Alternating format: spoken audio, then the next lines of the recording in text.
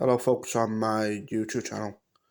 Yeah, I've had messages on WhatsApp about my cough. Get well soon, all that, which I appreciate that, folks. I do.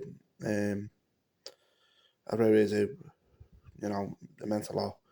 I'm getting over the worst of it right now, to be honest with you. Because Thursday and Friday, I've been taking sits and lockets. And obviously, I'm not coughing as much, by the way, folks. So, which is good news because obviously, like last week, I was just coughing non-stop and stuff like that. But I mean, I still got a bit of a cough, to be honest with you, but it's not as bad as what it was before. It's slowly going away.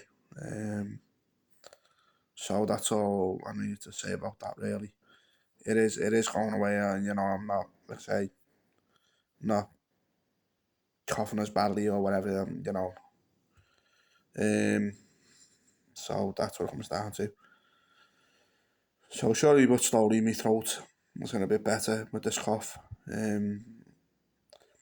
Probably it probably was a bug or something, whatever. Because because obviously we're in November. You know what I mean? There's lots of bugs going around at the minute, isn't there? So and there's a lot of coughs anyway, which is normal in the UK, I suppose.